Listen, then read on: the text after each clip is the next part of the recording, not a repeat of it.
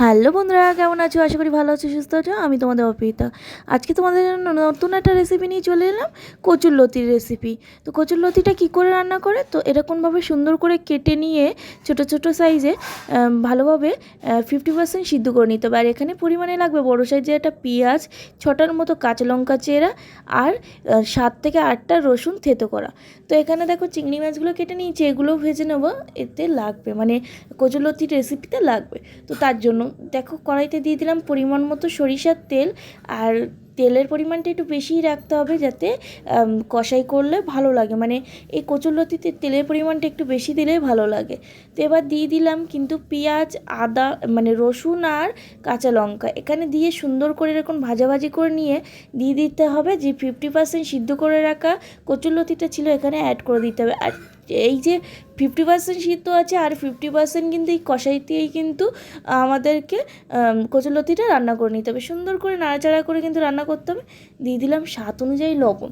লবণটা যেহেতু আমরা সিদ্ধ করার সময় ইউজ করেছিলাম, তাই আমরা এখানে কিন্তু নুনের পরিমাণটা একটু বুঝে শুনে ইউজ করব। দিয়ে দিলাম হলুদের গুঁড়ো স্বাদ অনুযায়ী অল্প পরিমাণে, বেশি কিন্তু হলুদের পরিমাণটা আমরা রাখবো না। দিয়ে দিলাম লঙ্কা গুঁড়ো, ধনে গুঁড়ো দিয়ে এবার সুন্দর করে সবগুলোকে ভালোভাবে মিক্স করে আস্তে করে নাড়াচাড়া করতে হবে, যাতে কচুরলতিগুলো ভেঙে না যায়। আর কচুরলতিগুলো বেশিক্ষণ ধরে সিদ্ধ করার দরকার নেই, জাস্ট হাতে করে 12 মিনিট সিদ্ধ করে নিলেই হয়ে যাবে। তো এখানে দেখতে পাচ্ছ চিংড়ি মাছগুলো দিয়ে সুন্দর করে আমি নাড়াচাড়া করে নিচ্ছি এখানে। আর এটা চিংড়ি মাছটা দিয়ে আরও প্রায় 20 মিনিটের মতো লো আঁচে অনবরত সুন্দর করে ভাজাভাজি করে নিতে হবে।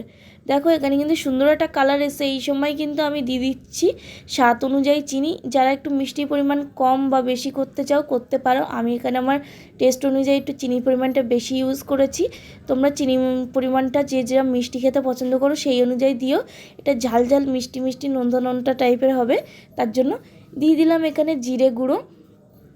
আর তোমরা মনে রাখবে বেশিক্ষণ কিন্তু কচুরলতিটা সিদ্ধ করলে হবে না, কিন্তু সেটা মাথায় রেখো তোমরা। তো তারপর দিয়ে দিলাম মিট মশলার গুঁড়ো, দিয়ে সুন্দর করে নাড়াচাড়া করে এবার কিন্তু আমরা তুলে নেব। দেখো কত সুন্দর একটা কালার চলে এসছে। আর এইখানেই কিন্তু প্রপারভাবে কিন্তু কচুরলতিটা সিদ্ধ হয়ে গেছে সুন্দরভাবে। এবার কিন্তু একটা পাত্রে আমরা তুলে নেওয়ার যেটুখানি টাইম, তো তুলে নিয়েছি একটা পাত্রে। আর রেসিপিটা কেমন লাগলো জানাতে কিন্তু ভুলবে না। এটা আমার খুবই পছন্দের একটা রেসিপি, তোমাদের সাথে শেয়ার করলাম। অবশ্যই বাড়িতে ট্রাই করে দেখো কেমন লাগে। আজকে ভিডিওটা অবধি, টাটা বাই বাই, দেখা হচ্ছে পরে একটা নতুন ভিডিওতে।